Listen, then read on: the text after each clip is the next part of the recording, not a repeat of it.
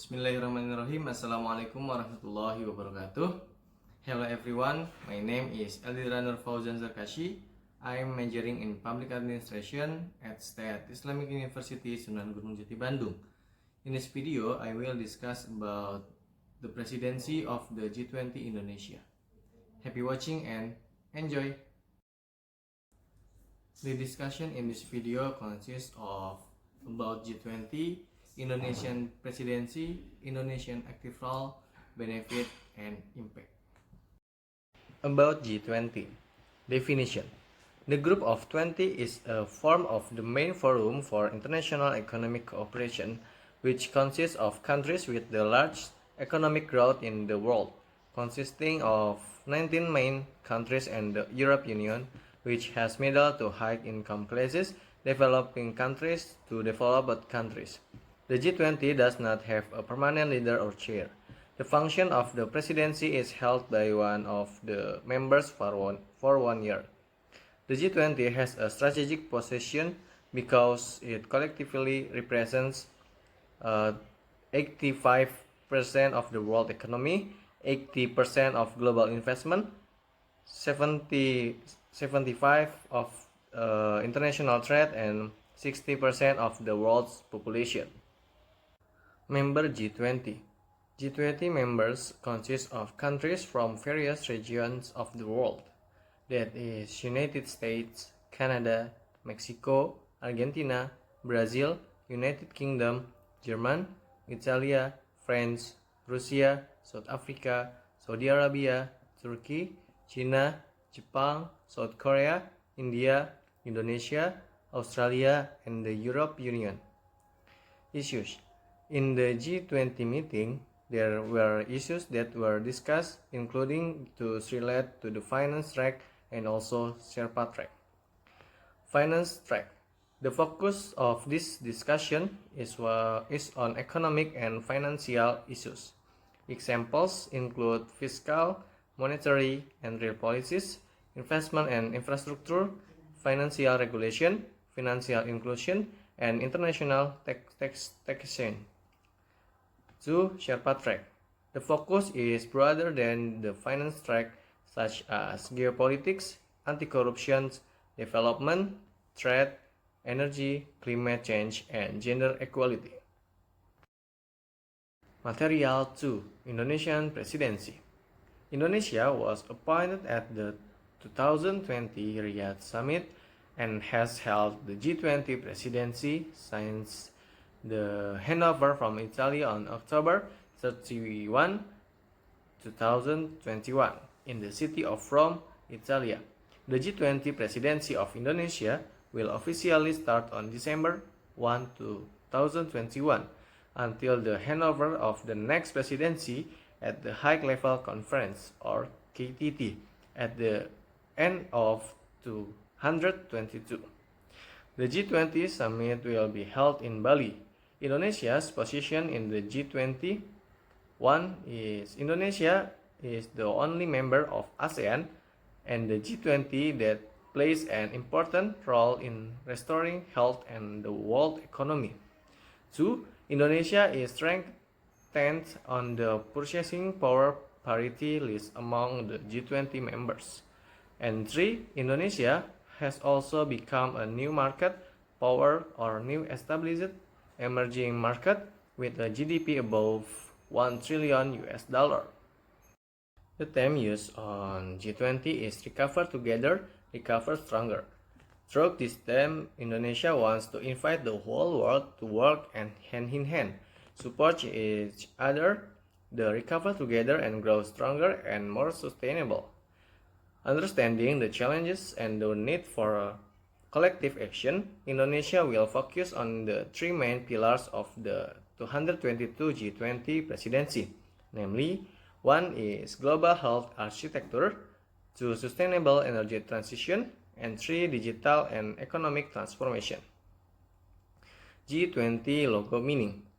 The G20 Indonesia logo consists of several graphic elements that have meaning, including 1 is Kawung Sihoulet motif gunungan.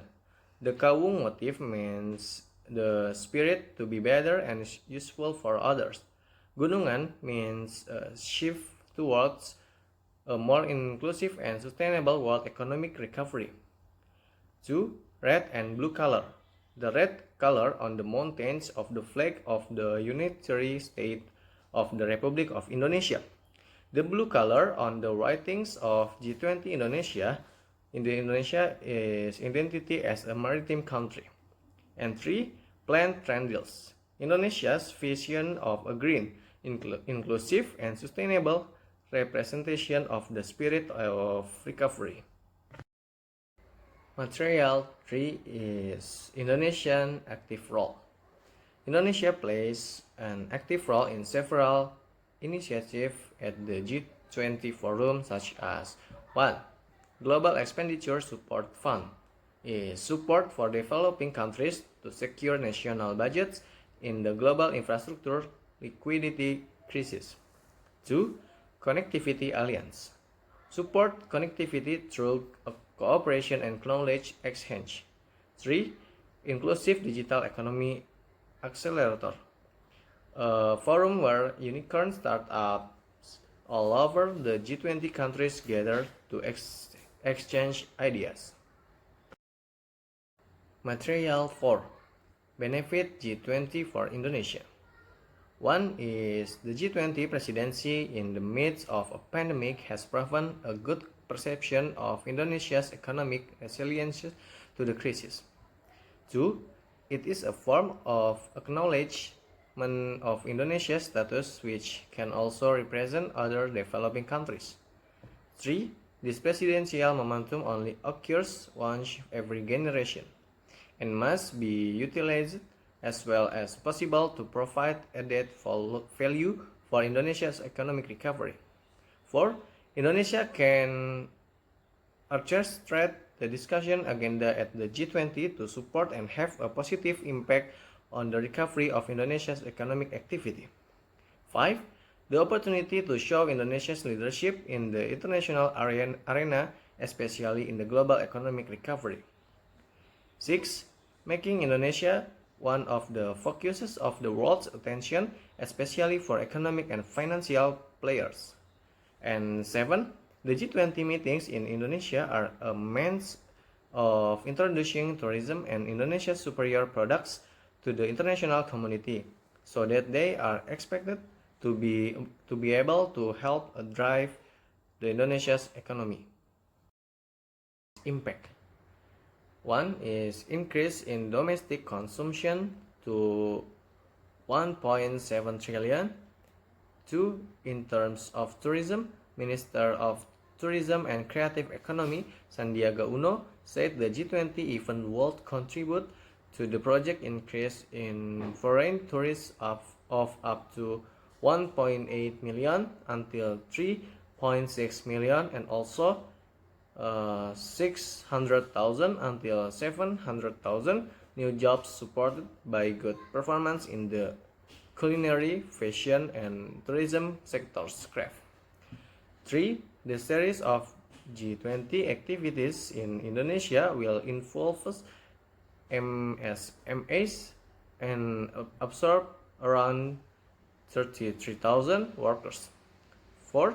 According to the Minister of Cooperative and MSEAs, Teten Mas Duki, the G20 presidency will also encourage investment in domestic MSMEs, considering that currently 80% of global investors come from G20 countries. 5. Momentum shows the success of structural reforms, including the job creation law to increase global investor confidence. And 6. Of course, according to Finance Minister Sri Mulyani Indrawati, the G20 event will create a contribution of $533 million or around 7.4 trillion to Indonesia's GDP. That's all from me. Sorry if there is an error. Thank you. Wassalamualaikum warahmatullahi wabarakatuh.